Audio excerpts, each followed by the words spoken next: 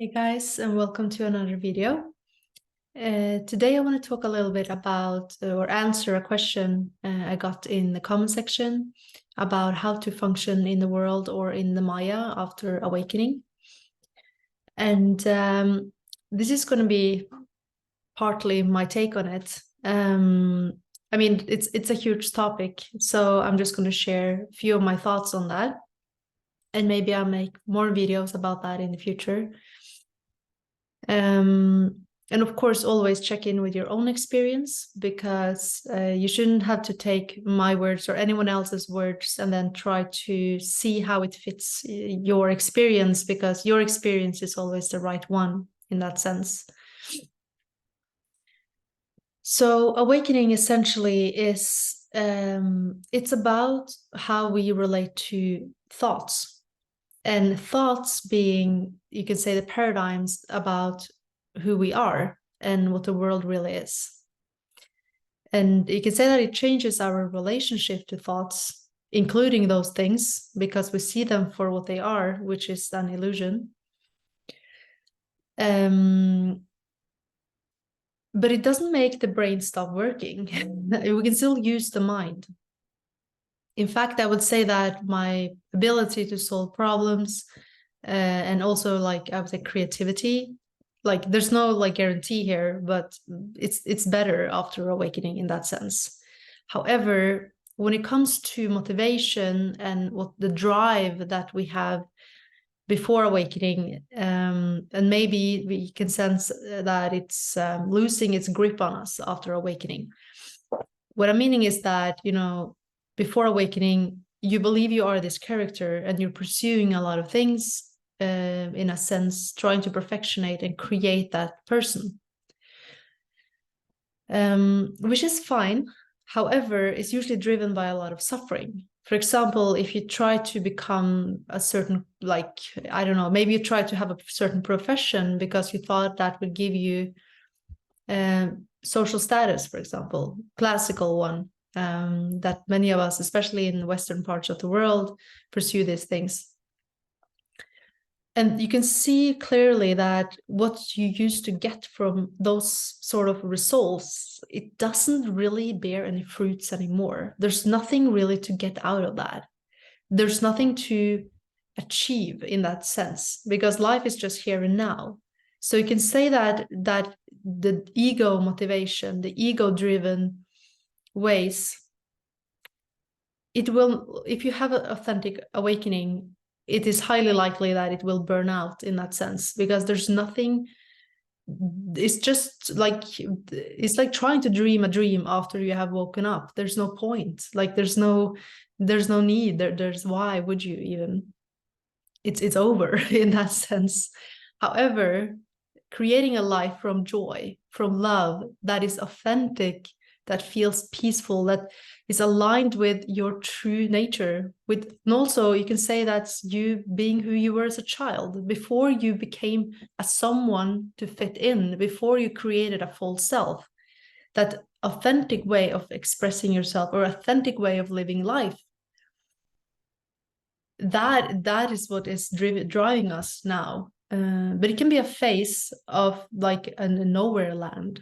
We can go through that. Not everyone does. Some people do, where there's no, we can't function in the old ways. And we know that. We try to grasp and hold on, but we can't. There's nothing to get out of that. Like, nothing. I remember I was working so hard in school to get those grades. And there was like identity there, because I tried to be a character that got good grades. You can also say that there was this inner motivation that I wanted to, you can say, the sense of mastery, feeling that I had skills, and also like the curiosity to have knowledge. You can say that there's that too. So it's not all about the ego identity. There was some genuine interest as well. But that sort of the achieving for becoming someone, that is what I would say, at least for in my experience, it just lost its purpose. There's no need to do that. There's no point, because you will never be happier when you become that or when you achieve that. However, there's nothing wrong about having goals. If it feels natural, then go do it. There's no one stopping you, and that's okay. However, sacrificing who you really are to become something else that is more acceptable, stuff like that, it's most likely going to be like, yeah, completely pointless, seen for being pointless. Doesn't mean that you should push anything away. You can say that this ego mechanism can still operate a long time after. And I felt very, very conflicted and very divided for a very long time afterwards, because a part of me really wanted to be that someone. Like I wanted to be that character, but at the same time, the dream was over. Like the illusion had fallen. So there was nothing there to really, it was like trying to grasp air, because there was nothing really to grasp or hold on to. There was nothing else to do but to live life in an authentic way. And yes, you will function in the Maya in that sense. There might be times that people can experience it to be quite destabilizing, especially regarding time and space for some. I'm not saying that's for everyone, that's for some. But I think that's something that it should be possible to work around it some way. At least I can't say anything more about that, because it hasn't been a problem for me. Sometimes I struggle with time, but I struggle with the timing before awakening too. I was always running a little bit late. So when it comes to personality, the question about having a personality in the matrix, instead of like asking, can I function without a personality? Maybe you should ask yourself, what is a personality? Is it like your authentic way of being without thinking about it? Like if you laugh at a joke because that's your sense of humor, you don't know why, you just know that you thought it was funny. Is that personality? Or is it an idea about who you are? This is me, my way, my thought, my preferences, all the things that we identify with. The thing is that we think we need those to function in the Maya. And you know what, if you still have them after awakening, I still have those preferences in many ways, but there's no need to identify with them anymore. There's no need to create a story around them about who I am in relation to them, because I know it's not real. It's a thought, or it's a cluster of thoughts usually. So if you see personality, you don't have to erase anything. There's no need to do that. There's no need to fix or change anything like that. You're not becoming an empty shell. But you also know that you're not the mental story that you have created from childhood. That's a cluster of thoughts. Maybe there are other ways to say this in a better way, but I wouldn't worry too much about the personality, because if one thing is for sure, is that you will, after awakening, it will be harder and harder to not be authentic, to not be real, for better or worse, really. Sometimes it's not necessarily like, if you feel suffering or pain or anger, you will feel it after awakening too. Like reaction patterns, like I'm more sensitive after awakening in that sense. But it's experienced in a different way. It's like an underlying awareness or peace underneath at the same time. I don't know if that makes sense, but it can't make sense. It's something that it's more like a direct experience, you can say, to put it that way. However, don't worry too much about the personality, because awakening doesn't exclude that you can be you. Definitely not. Like being real is definitely a part of awakening. So yeah.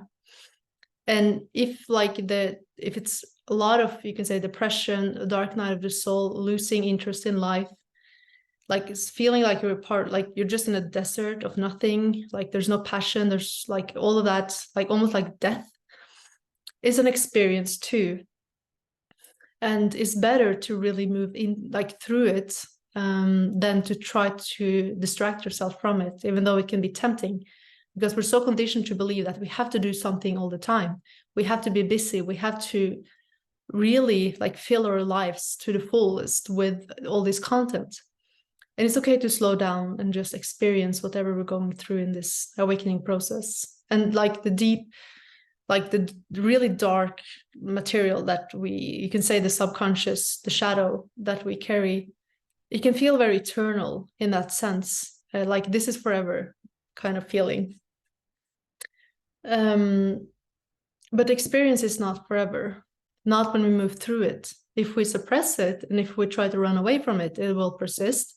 But the more we integrate and the more we're not running away from those parts of us or that part of our experience, or you can say the past experience, because it comes usually from past, you can say, experiences that are sort of stuck in us as egoic aspects. I don't know how to really put it in a good way right now, but you can trust it. And it's on the other side of that, it's truly love and true joy, that you can say that you don't find the joy and love from outside anymore.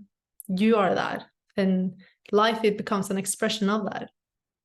So you're primary. You always have been, but you will definitely notice after awakening. So I think that was what I had to say about this topic. If you like this video, give it a thumbs up and let me know in the comments below how this resonates. And also you can ask me more questions about this topic or other topics if you want to have, if you want me to make a video about it.